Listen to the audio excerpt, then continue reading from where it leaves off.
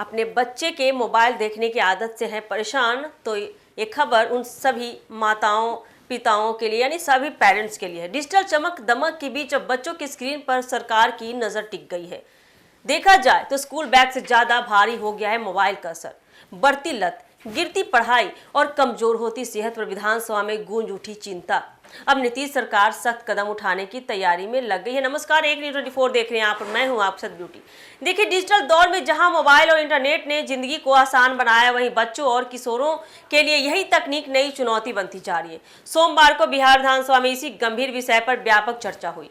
कई विधायकों ने चिंता जताई कि कम उम्र में बढ़ता स्क्रीन टाइम बच्चों की पढ़ाई, मानसिक स्वास्थ्य और सामाजिक व्यवहार पर नकारात्मक असर डाल रहा है। चर्चा के दौरान शिक्षा और स्वास्थ्य से जुड़े पहलुओं पर विशेष ध्यान दिया गया है। सदन में यह बात सामने आई है कि छोटे बच्चे घंटों मोबाइल पर गेम, सोशल मीडिया और वीडियो देखने में समय बिता रहे हैं। इसका सीधा असर उनकी आंखों, नींद और एकाग्रता पर पड़ रहा है। कई अभिभावक भी इस समस्या से परेशान हैं, लेकिन नियंत्रण के लिए ठोस दिशा निर्देश नहीं होने से स्थिति संभालना मुश्किल हो रहा है। सरकार की ओर से संकेत दिए गए हैं कि बच्चों के मोबाइल उपयोग को नियंत्रित करने के लिए नई नीति बनाई जाएगी।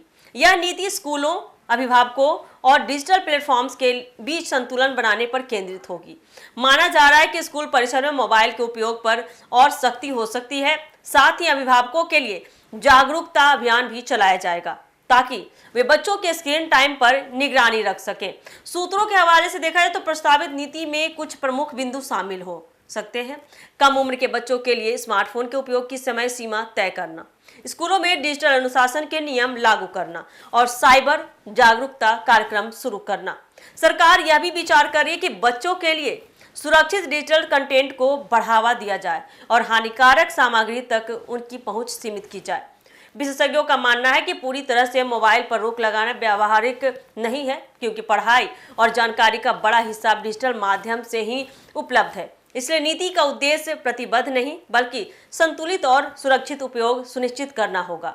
विधानसभा में इस मुद्दे पर सभी दलों ने चिंता जताई, जिससे संकेत मिलता है कि यह केवल राजनीतिक नहीं बल्कि सामाजिक विषय बन चुका है। सरकार का मानना है कि अगर अभी कदम नहीं उठाया गया तो आने वाले वर्षों में बच्चों की शारीरिक और मानसिक सेहत पर गंभीर असर पड़ सकता है। इसका गहरा प्रभाव पड़ सकता है। अब निगाहें इस बात पर सबकी टिकी हुई है कि इस नीति का प्रारूप कब तक तैयार होता है और उसमें कितनी सख्ती शामिल की जाती है। फिलहाल इतना तो तय है कि बच्चों के हाथ में मोबाइल को लेकर बिहार में नियमों का दौर शुरू होने वाला है। तो आने वाले समय में ये नीति कितना लाभकारी होता है हमारे बच्चों के लिए, देखना काफी दिलचस्प होने वाला है। बाकी इस तरह के अपडेट के लिए आप जुड़े रहिए हमारे एक न्यूज़ 24 के साथ। धन्यवाद।